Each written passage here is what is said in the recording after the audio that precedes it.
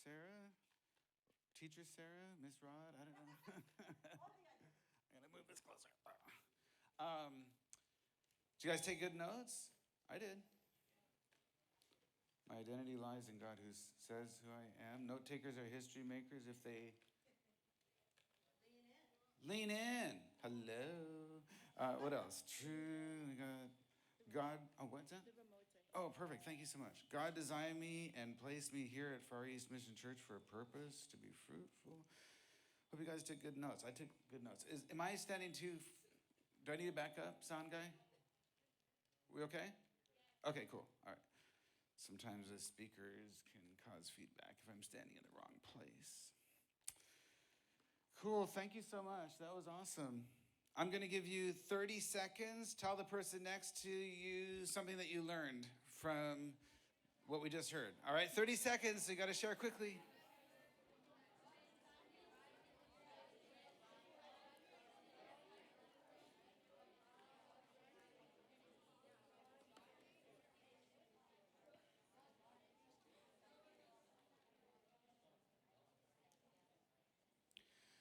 One of the first things that you said was that our identity lies in who God says I am.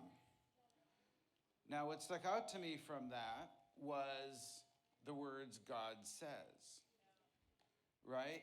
In order for us to get our identity, why am I getting so much feedback? Am I good? We good? Okay, closer? You want me closer? Okay, I can do that. I can do closer. All right, good, cool. God says. Our identity lies in what God says, right? In who he says I am. But if we can't recognize his voice, then we don't hear what he says, right?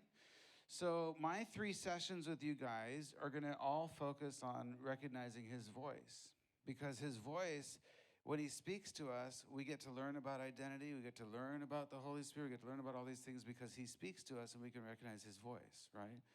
And I can already tell it's going to work really well with what she's been talking about. So I'm going to just tell some stories, and you're going to see how this works, all right? But last night, we learned that God is creator and that he created us for relationship with him. And I was so impressed with you guys. I actually told my wife last night, I said, I asked them what relationship meant, and they had all kinds of great things to say about what relationship meant. What is relationship, right? And you guys said things like spend time with somebody. You said friendship. You said love, right? And you had all these great things about relationship. And that's awesome because God created us for relationship with him. Isn't that awesome? So that's what we learned last night, right? He's the creator, and that he created us for a relationship with him. And that creator is his most important title. Right? I just read a book, 77 Names of God. It was good, interesting, and there's lots of names that we know about God. God, Jehovah Jireh means he's our provider, and there's all these names and stuff. But I was surprised when I read the book that it didn't have his most important one, which is creator. It's the one that he mentions right at the beginning, and it's the one that's come under the most attack. So we know it's his most important title. All right. This is Philadelphia, and I was with a group of people, a big group of people, and we were going all across the United States and praying for the United States. We did 50 states in 50 weeks, and we were from 40 different countries, and we were just doing whatever the Lord told us to do in each state.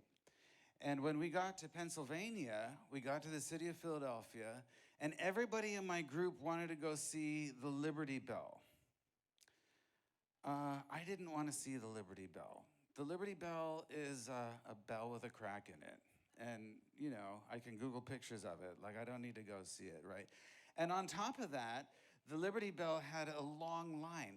By long line, I'm talking 3.5 hours to wait to go see the Liberty Bell. And I was like, I don't want to do that. But everybody else in the group wanted to, I guess because they're from all different countries and stuff like that. So they wanted to go, there it is right there. And they wanted to go see the Liberty Bell. So I said, nah, you guys go see the Liberty Bell. I'm going to do something else. And, they were fine with that. And so I went and I parked our shuttle, and I thought, I'm just going to sit here And all of a sudden I had this thought, and the thought was, I want to go to Starbucks.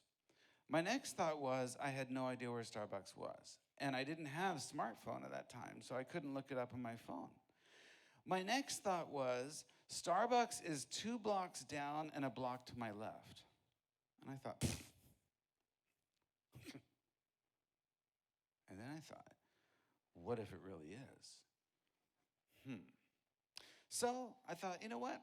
I've got like over 3 hours while they're standing in line to go look at the bell with a crack in it. And so I thought, I'm going to go 2 blocks down and a block to my left. And so I started walking down 2 blocks, and I looked to my left, and I saw it over there.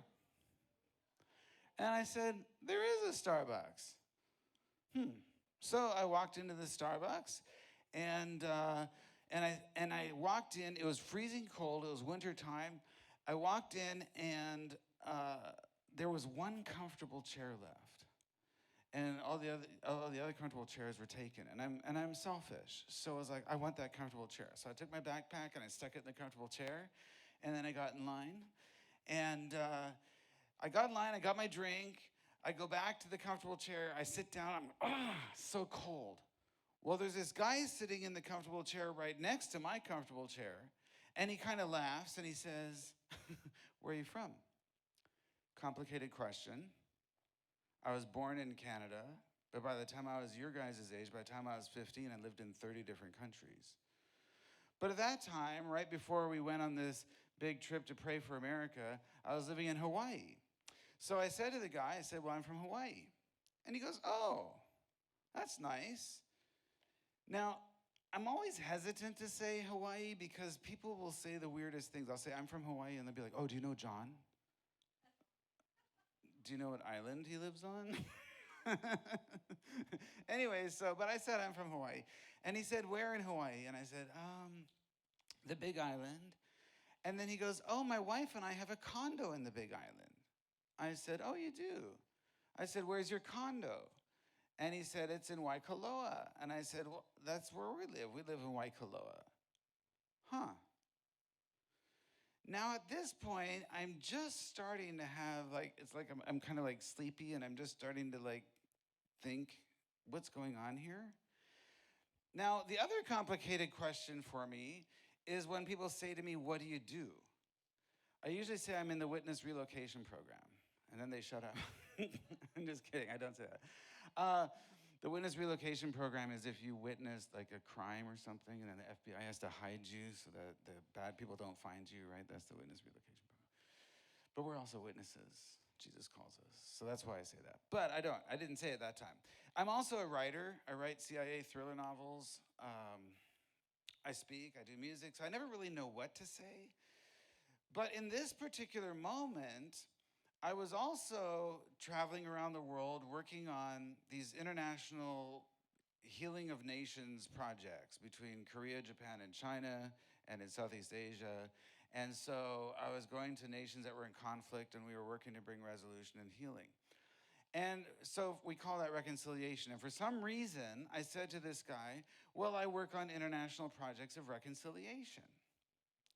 And then he says to me, how interesting. I said, what do you do? And he said, I am a retired law professor. And I said, okay. I said, what kind of law were you doing? And he said, reconciliation.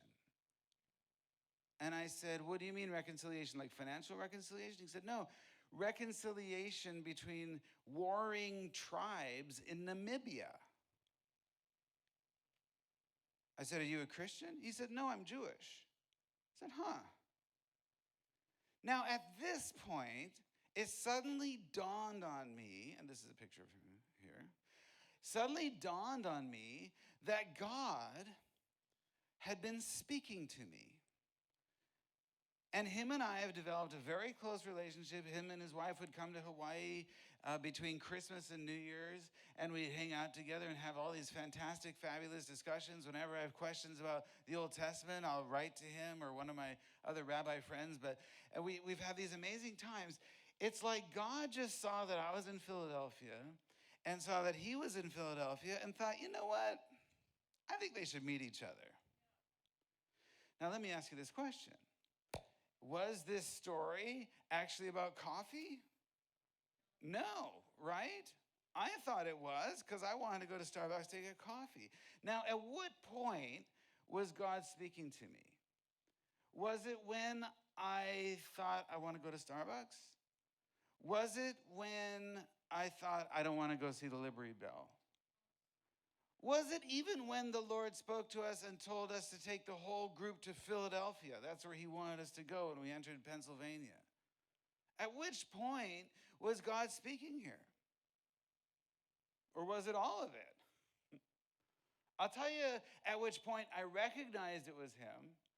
It was when the guy said to me that he was a professor of reconciliation, and I said to him, what kind of reconciliation, like financial? And he said, no, warring tribes in Namibia. And at that point, I was like, oh my gosh, I think God has been speaking to me. And he wanted me to meet this guy. You know, we have made hearing his voice so complicated. Raise your hand if you know of anybody in the Bible that had a hard time hearing God's voice. They struggled to hear his voice. Nobody. There's David who wonders why his voice was silent, but nobody seemed to have a problem. It wasn't, God spoke to Noah, and then Noah spent the next 3 years trying to figure out, was that God? No. It says God commanded Noah. Noah did everything God commanded him. God spoke to Ezekiel, said, son of man, I want to speak to you. Ezekiel wasn't like, I think sometimes we've made hearing God's voice such a big dramatic thing that we don't realize that he's actually speaking to us in really small, interesting ways. We're going to talk more about this process over the next couple of days. All right, next story. This is Singapore. Have you been to Singapore? Anybody been to Singapore? Beautiful, isn't it? Beautiful city. Really beautiful city. I was asked to speak there to this group of business people on biblical principles for business. And I love Singapore. The food is great. My favorite thing if you go to Singapore is there's a night zoo. It's so cool. It's a zoo, but it's only made for night animals. And it's only open at night when it's dark. And so all those animals that you can't normally see because they're doing stuff at night and we're like asleep, you can actually go to the night zoo and you can see them all. And it's so cool. It's closed during the day, and it's open at night. So if you're ever in Singapore, go to the night zoo. Anyways, these business people had asked me to speak on biblical principles for business. They put me up at a really nice hotel, just like you guys, by the way. Thank you so much for where I'm staying. It's so beautiful. Thank you. It's very gracious of you, and I feel so honored. You guys do an amazing job of just being you, hospitable, such a beautiful reflection of your culture and who God made you to be. So thank you for that. They put me up at this beautiful hotel, and I was traveling a lot. I was speaking, and I was exhausted. And so to be in this hotel was really special. And I hadn't even seen a football game, and I'm a big football fan. My favorite team is the Tennessee Titans. I hadn't seen them play all season because I've been traveling so much and things. And then I get to this hotel. They tell me, we're going to put you up here at this hotel. And it's one of the top hotels in Singapore. It has a phenomenal spa, and everything's included. They said, if you need food, just pick up the phone, say what you need. They'll bring the food to your room. And I mean, the spa is beautiful. They have like all these different baths and all these things. And it was an amazing place. And I sit down on my bed when I first got in my room. I turn the TV on, and I was like, they have ESPN. And then the Tennessee Titans were just about to kick off against the Raiders. And I thought, God, you are too funny. You are too funny. You're just spoiling me. I had just been in Africa where I slept on a dirt floor. And outside, there was no roof over me. And I was sleeping with his family. They were like they couldn't afford to even get me like anything else other than just sleep on the dirt with them. And I just had a fantastic time with them. And then I arrive in Singapore, and I'm staying at this place. And so the conference began, and I get a text message from my friend who's in Australia, and she texts me, and she says, hey, are you in Singapore?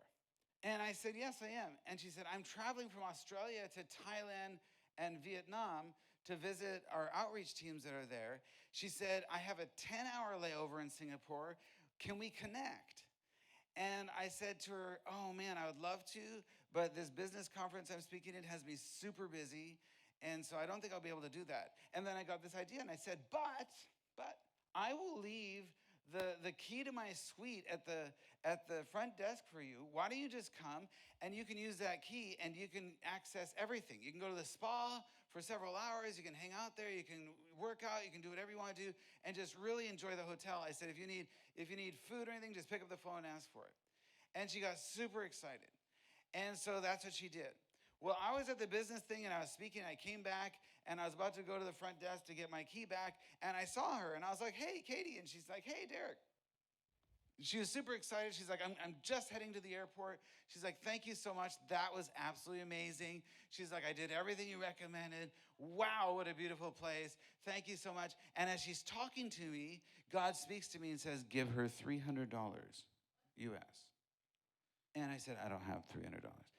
And then I said, wow, Katie, I'm so glad. And God said, Derek, give her $300. I said, I don't have $300.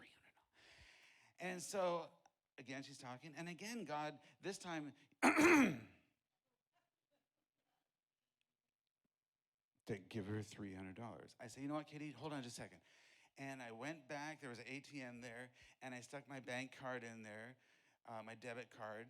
And I entered my password, and I put $300, and $300 came out. I thought, now I knew I didn't have $300 in my bank account. I had like $15.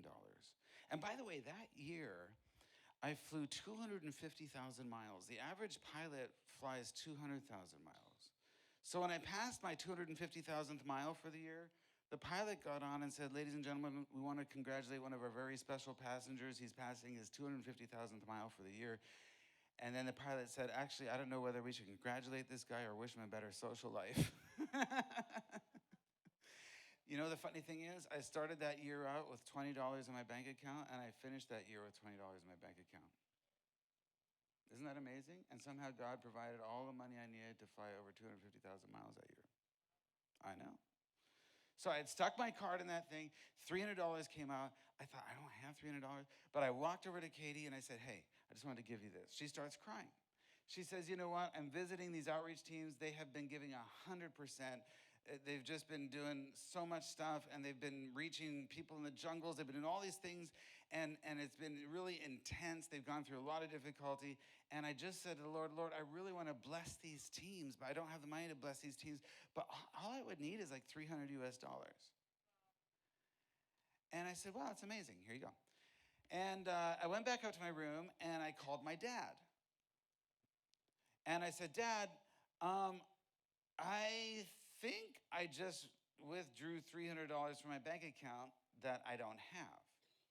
And my dad said, oh, no, you have $300 in your bank account. I said, from what? Now, my dad was pastoring the Little Red Church on the Big Island of Hawaii, which, as you can see, is appropriately named. And it's a very famous church in Hawaiian culture, and because of Hawaiian stories and stuff about its history. And my dad said, you know what, this past Sunday, there was a girl who was from Hong Kong, and she was visiting us and visiting our church, because we get a lot of tourists in that church because of its story in Hawaiian culture, which I won't get into, but famous little church. And so she's a tourist. And she came up to me afterwards, and she said, excuse me, do you have sons? And my dad said, yeah, I have 2 sons. And she said, because I think God spoke to me for the first time in my life. And my dad said, really? And she said, yeah, I've just been learning about how God speaks. And my dad said, what did he say to you? And she said, I think I'm supposed to give your youngest son $300. And she said, I've never given money in my life. I've never done anything like this, but I think that's what he was saying to me. And I said to God, if this guy has sons, then that'll be a sign to me that I heard from you. And so she went up and asked my dad, do you have sons? My dad said, yeah, I have 2 sons. And she said, I think I'm supposed to give your youngest son $300. So he said, so she gave $300 to you, and I just put it in your bank last night. And I said, wow, that's cool, because I just gave $300 to Katie. Now, was this about money? Yes, it was. Because Katie had just said to the Lord, I need $300 to bless the team. Now, you could also say that it was about blessing the teams, right? But it was also the fact that she didn't have the money to bless the teams. And the Lord saw somebody who was learning to hear his voice and said, you know what? I'm going to speak to her. And he spoke to May from Hong Kong. And May was obedient to the Lord, very important. Obedience is very important. And so May gave the $300. My dad put it in my bank account. I took it out, gave it to Katie. Isn't that cool? All right, here's another story. Last story.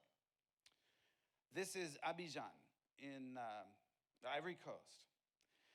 And I was asked to go there and speak at something. There was some war going on, and they asked me to come speak to the rebel leaders and stuff. And so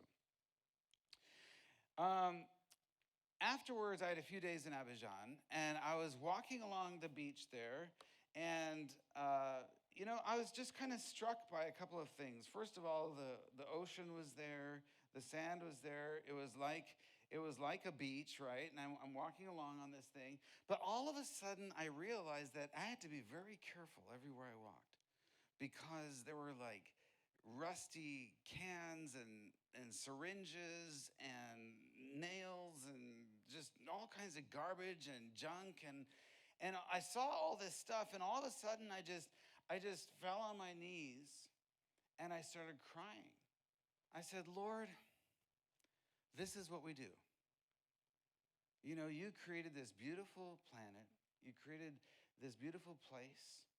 And you even said, work the garden like Sarah. Sarah, I think I'm going to call you Sarah the gardener now. Sarah the gardener, right? Work the garden and take care of it. And you know, the earth is the Lord's and everything in it.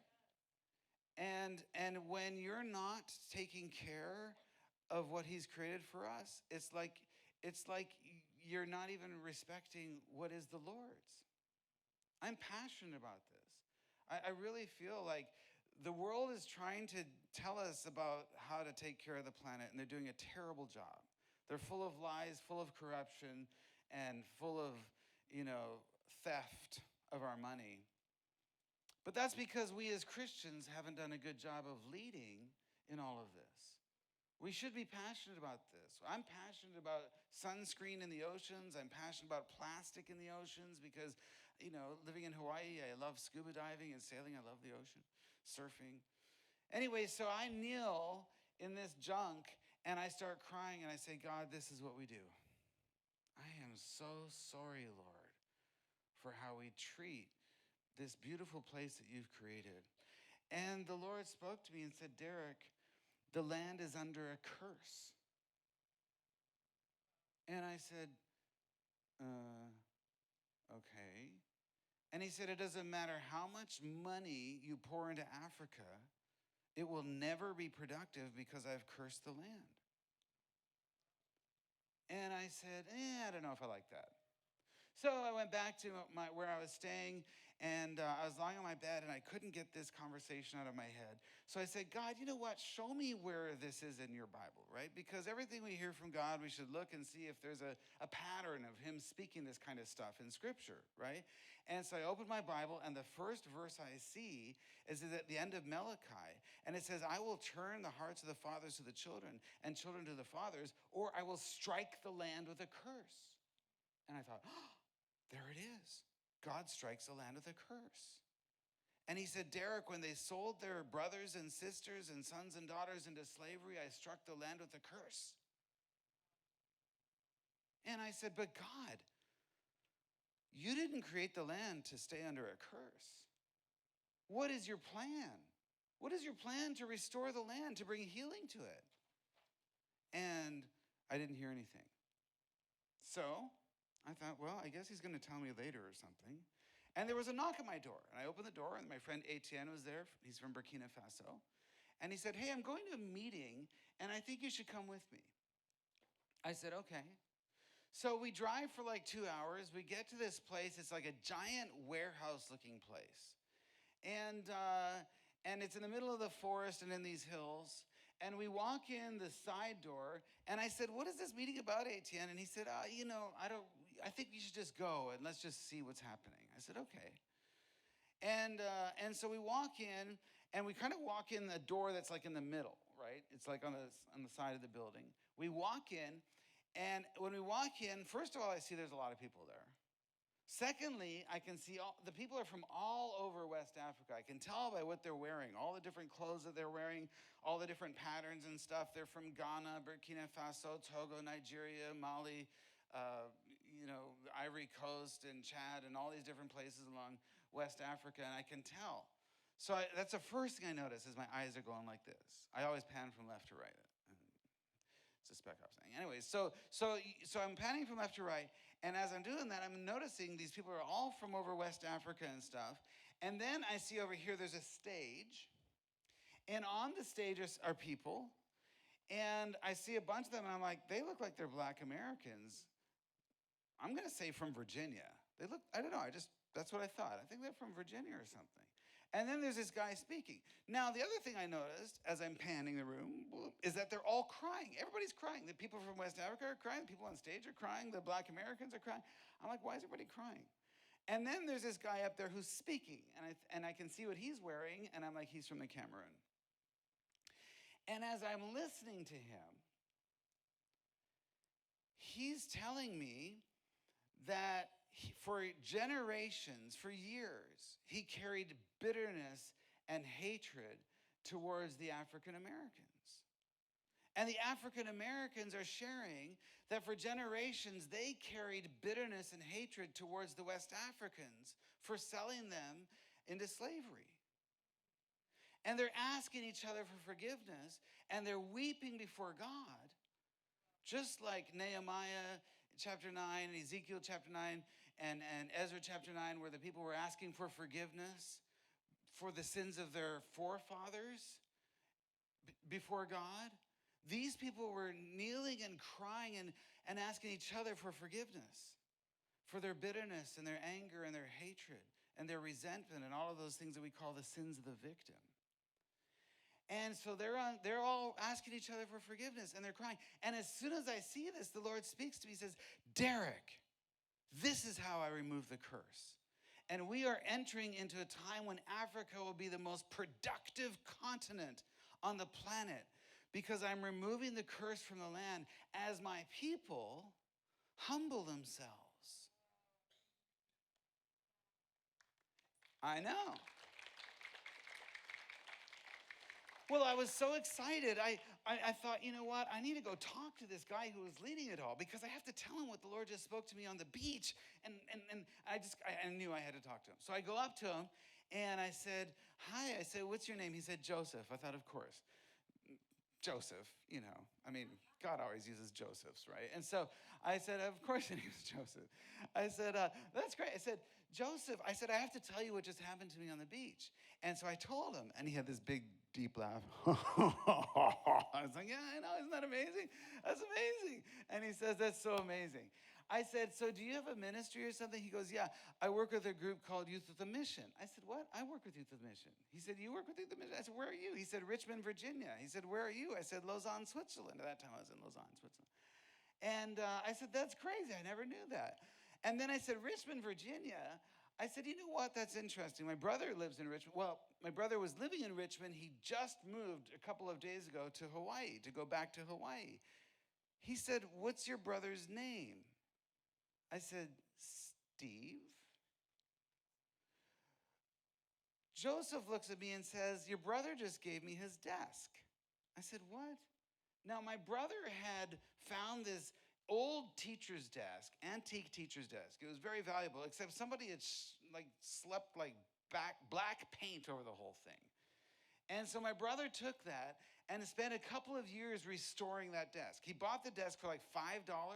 When he finished restoring it, it was worth $5,000 or $6,000. And when he decided to move from Richmond and go back to Hawaii, he said, Lord, what should I do with this antique teacher's desk? And the Lord said, give it to somebody at Youth with a Mission at YWAM. So my brother stuck it on his truck, drove it over to the base, and the first guy that he saw was this guy, Joseph, and he said to him, hey, do you want this? And Joseph said, that's an old antique teacher's desk. And my brother said, yeah, it is. And Joseph said, yeah, I would love to have that. And my brother said, I'm amazed that you know what it is. And Joseph said, yeah, I love working with wood, and so I know what it is. And so my brother was super excited that he was giving it to somebody who actually knew what it was. And so he gave Joseph his desk. Now, here I am in West Africa, in the Ivory Coast, having this conversation with this guy, and he says, your brother just gave me his desk. And I said, his antique teacher's desk? And he said, yeah. Isn't that hilarious? Here's Joseph. You know what's amazing is about 9 years later, I was invited to go back to the Ivory Coast and speak, and I was walking along the exact same beach that I'd been on before. And do you notice something about it?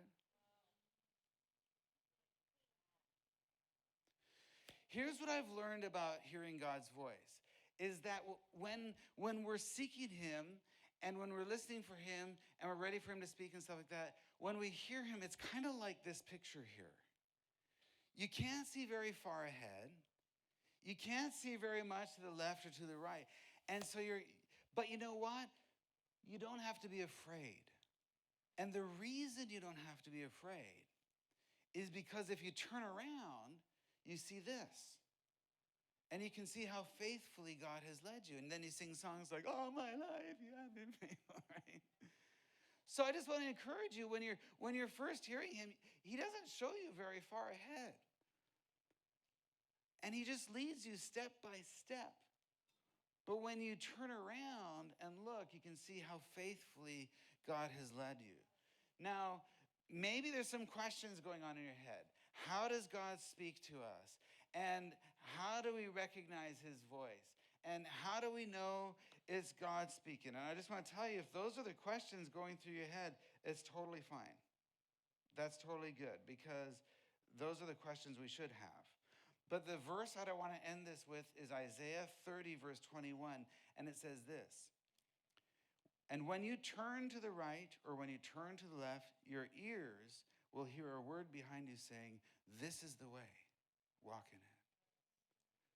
And God's voice speaking to us is that simple. Remember what I said last night? There are over 2,700 times in the Bible where it says, and God said, and the Lord said, and God spoke, and God commanded, and the Lord commanded, and Jesus said, and Jesus said, right?